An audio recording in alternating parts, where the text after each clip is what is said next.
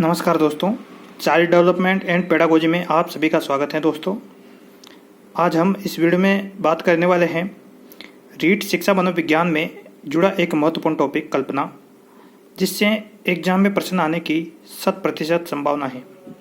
तो आइए दोस्तों, कल्पना के बारे में इस वीडियो में हम अध्ययन करते हैं, जो आपके लिए बेहद ही ज़्यादा इम्पोर्टेंट साबित होगा। आने वाले रीट के एग्ज़ाम में निश्चित रूप से दोस्तों इस टॉपिक से एक न एक प्रश्न जरूर आने वाला है। तो आइए दोस्तों, बात करते हैं कल्पना के बारे में। कल्पना, इंग्लिश में कल्पना को इमेजिनेशन बोला जाता है। कल्पना एक प्रकार का चेतन और आश्चर्यजनक मानसिक प्रक्रिया है। कल्पना क्या है दोस्तों? एक मानसिक प्रक्रिया है। काफ़ी इंपॉर्टेंट लाइन है।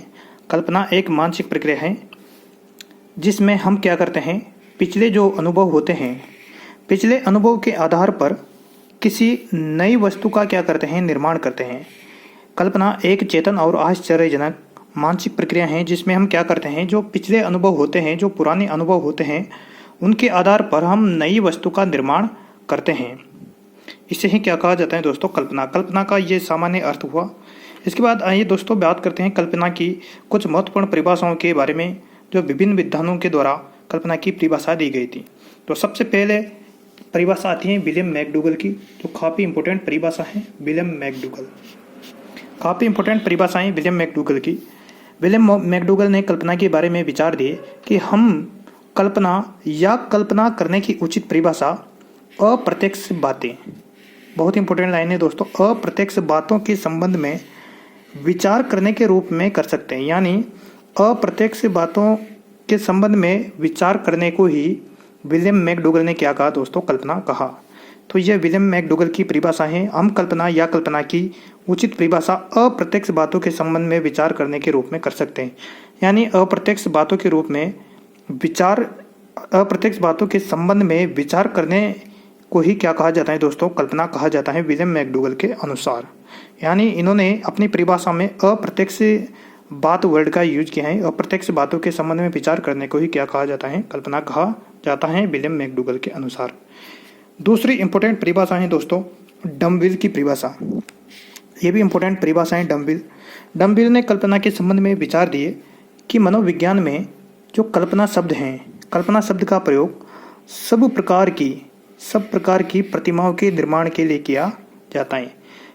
इसने दोस्तों इसकी परिभाषा में प्रतिमाओं के संबंध में बात की है कि प्रतिमाओं के निर्माण में कल्पना का क्या किया जाता है दोस्तों? प्रयोग किया जाता है।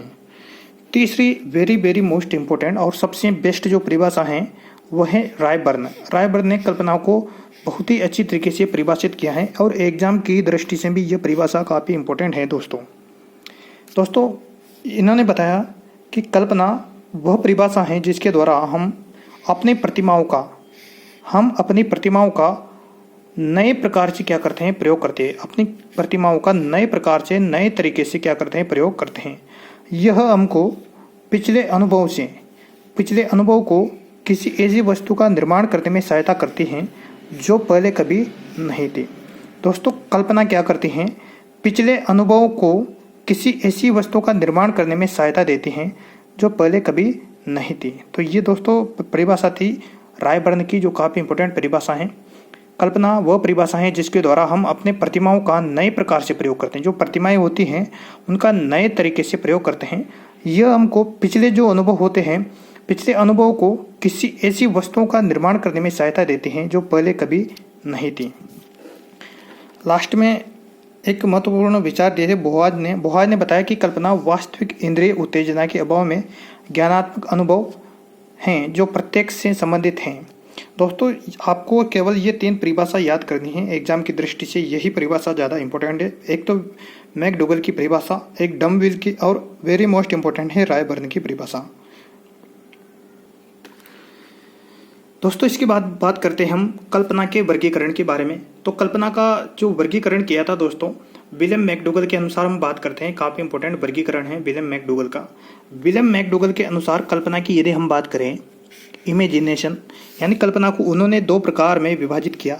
पहला प्रकार है पुनरुत्पादक यानी रिप्रोडक्टिव, और दूसरा है दोस्तों उत्पादक यानी प्रोडक्टिव।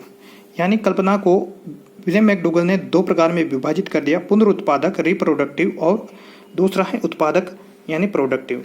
पुनः उत्पादक जो कल्पना थी उनको दो भागों में विभाजित किया गया यहाँ पर, रचनात्मक यानी कंस्ट्रक्टिव और दूसरा है सृजनात्मक यानी क्रिएटिव। तो ये विलियम मैकडूगल के अनुसार कल्पना का वर्गीकरण है, पुनरुत्पादक और उत्पादक को भी दोबारा दो भागों में विभाजित किया गया है यहाँ पर, रचनात्मक और दूसरा है सृजनात्मक। आइए दोस्तों बात करते हैं इन कल्पनाओं के बारे में विलियम मैकडूगल के अनुसार जो बताई गई थी। दोस्तों पहली है पुनरुत्पादक कल्पना। दोस्तों पुनरुत्पादक कल्पना में क्या होता है, जो पूर्व अनुभव होते हैं वो पूर्व अनुभव प्रतिमाओं के रूप में हमारे समक्ष प्रस्तुत होते हैं। यानी पहले के जो अनुभव हैं वह जैसे के जैसे हमारे मस्तिष्क में या हमारे सामने प्रस्तुत होते हैं।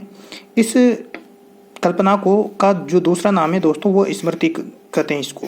यानी स्मृति में क्या होता है, जो पूर्व अनुभव होते हैं वह जैसे के जैसे प्रतिमाओं के रूप में हमारे समक्ष प्रस्तुत होते हैं, इस वजह से इसको पुनरुत्पादक कहा जाता है और इस कल्पना का दूसरा नाम है दोस्तों स्मृति। इसके बाद विलियम मैकडूगल ने जो कल्पना का दूसरा प्रकार बताया था दोस्तों वो है उत्पादक। उत्पादक में क्या होता है दोस्तों, जो पूर्व अनुभव होते हैं, जो पुराने अनुभव होते हैं, उन पुराने अनुभवों को आधार मानकर हम उनमें क्या लाते हैं दोस्तों, नवीनता लाते हैं।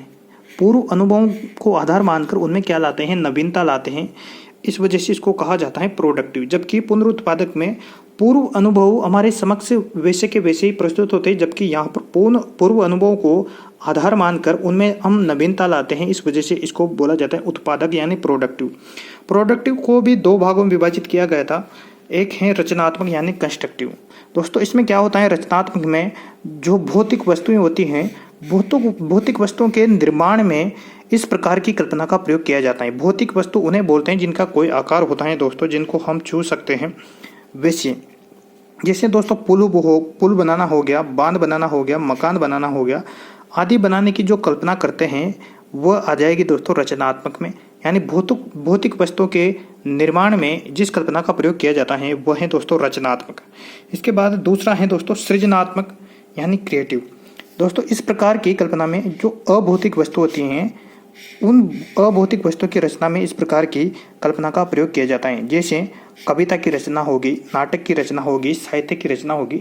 तो दोस्तों आज हमने इस वीडियो में बात की कल्पना और कल्पना की परिभाषाओं के बारे में और कल्पना का एक महत्वपूर्ण वर्गीकरण जो विलियम मैकडूगल के द्वारा किया गया था। दोस्तों यदि आपको वीडियो पसंद आता है तो लाइक कीजिए, शेयर कीजिए, कमेंट कीजिए, चैनल को सब्सक्राइब करना ना भूलें। धन्यवाद।